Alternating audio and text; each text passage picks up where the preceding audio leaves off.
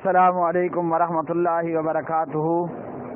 جی پیارے بھائیو، اسلامی عقیدہ قرآن و سنت کی روشنی میں آج اس سلسلے کا تیسرا سبق ہے اور الحمدللہ یہ سبق ہم شروع کر رہے ہیں، سبق نمبر 3۔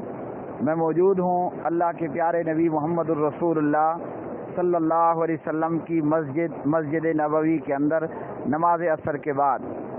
اسلامی عقیدہ قرآن و سنت کی روشنی میں اس سلسلے میں تیسرا سبق، بندوں پر اللہ کے حقوق۔ سوال: اللہ نے ہمیں کیوں پیدا کیا؟ جواب: اللہ نے ہمیں پیدا کیا تاکہ ہم اللہ کی عبادت کریں اور اس کے ساتھ یعنی اللہ کے ساتھ کسی کو شریک نہ ٹھہرائیں۔ اعوذ باللہ من الشیطان الرجیم۔ وما خلقت الجن والانس الا لیعبدون۔ ہم نے انسانوں کو اور جنات کو صرف اپنی بندگی عبادت کے لیے پیدا کیا۔ قرآن مجید فرقان حمید کی آیت سے ان لوگوں کے قول کا رد ہوا جو کہتے ہیں کہ وجہ وجود کائنات محمد الرسول اللہ صلی اللہ علیہ وسلم ہیں، یعنی ان کا یہ کہنا کہ اللہ نے کائنات محمد صلی اللہ علیہ وسلم کے لیے بنائی، اگر محمد نہ ہوتے صلی اللہ علیہ وسلم تو کائنات نہ ہوتی۔ تو قرآن مجید فرقان حمید کی اس آیت سے ان لوگوں کا یہ رد ہوا کہ اللہ نے یہ دنیا اپنی عبادت کے لیے، انسان اور جن کو اپنی عبادت کے لیے پیدا کیا، اور یہ کہنا کہ پیارے نبی صلی اللہ علیہ وسلم کی وجہ سے دنیا بنائی گئی، یہ قول غلط ثابت ہوا۔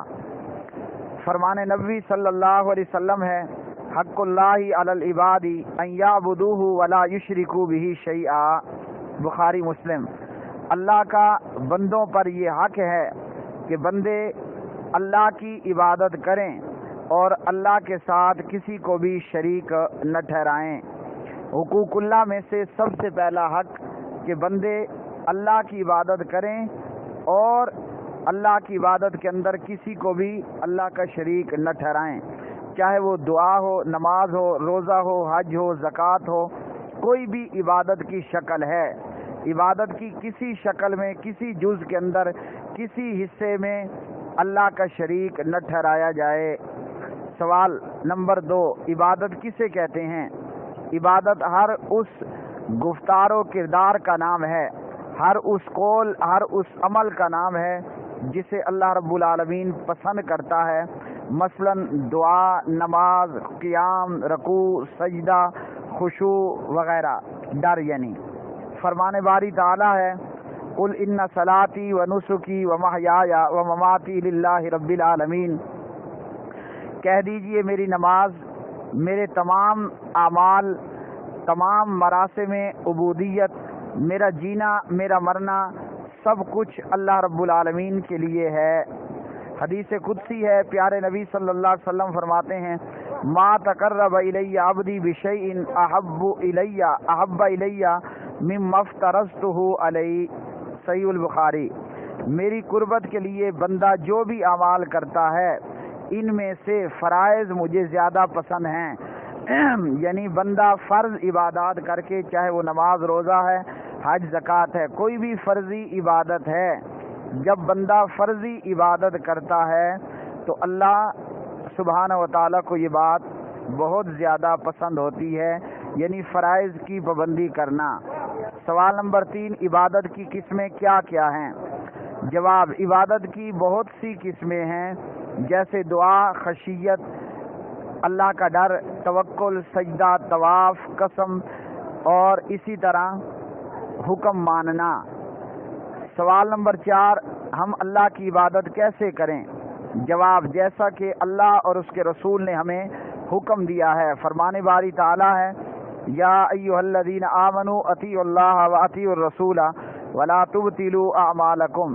اے ایمان والو، تم اللہ کی اطاعت کرو اور اس کے رسول کا کہنا مانو، اللہ کی اطاعت کرو اور اس کے رسول کا کہنا مانو، اس کے رسول کی اطاعت کرو اور اپنے اعمال کو برباد مت کرو۔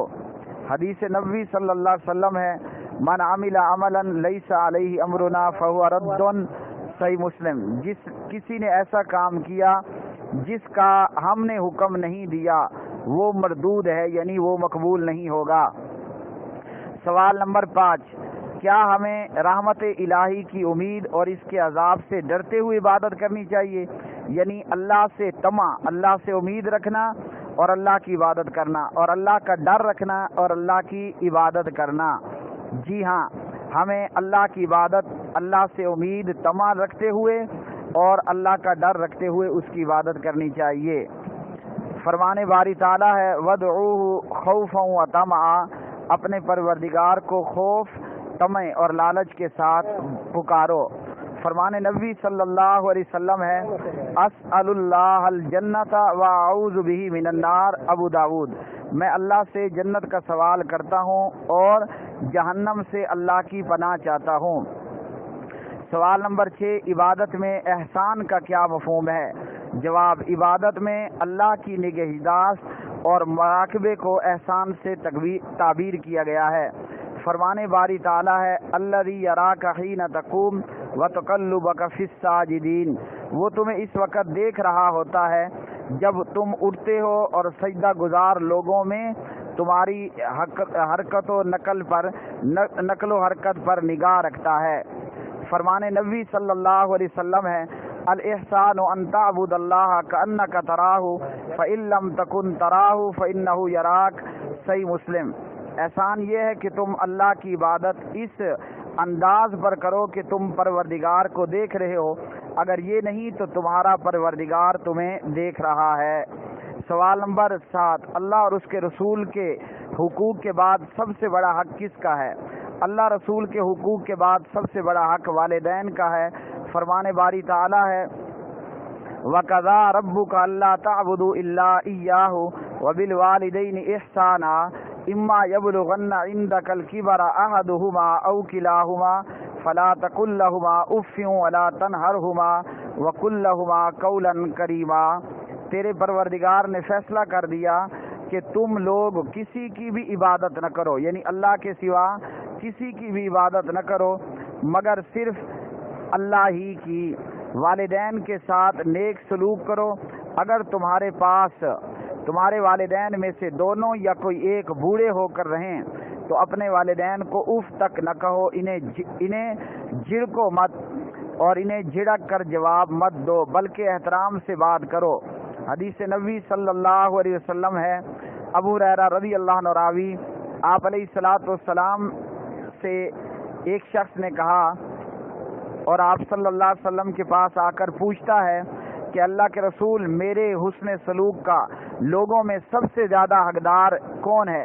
آپ نے فرمایا تیری ماں۔ دوبارہ پوچھا کون زیادہ حقدار میرے حسن سلوک کا؟